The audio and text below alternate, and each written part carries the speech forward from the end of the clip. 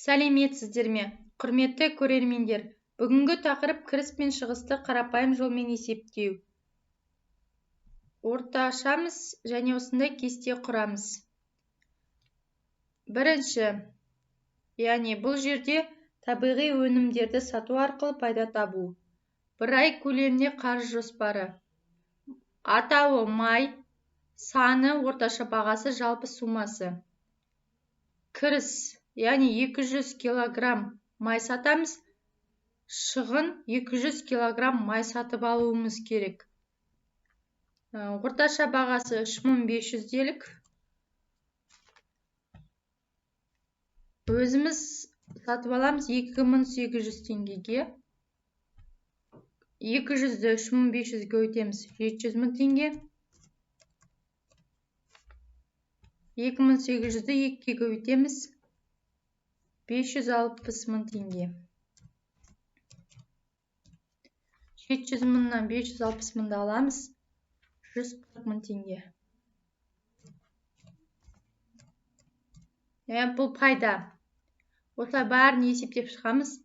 Қымыз, айран, орташа бағасын білуіміз керек. Ол үшін интернет желісі арқылы қараймыз. Немесе адамдардан, осы өнімді сататын адамдардан сұраймыз. Толық пайдаларын бәрін жазып, қорытынды шығарамыз. Мұнда жалпы пайда, барлығын қосып алсақ, сонда жалпы пайда бізде есептегенде 517 мың теңге шығады екен. 17 мың теңге пайда.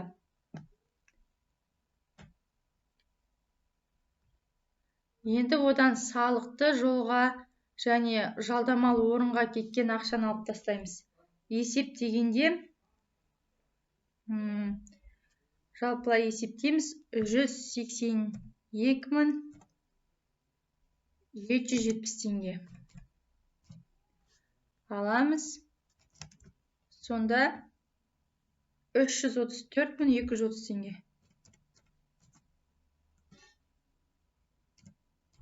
Бұл бізде таза пайда болып есептеледі. Сіздерге қызықты болып деп есептеймін, мәлімет пайдалы болды деп есептеймін. Сондықтан тіркеліңіздер және лайк басуды ұмытпаңыздар.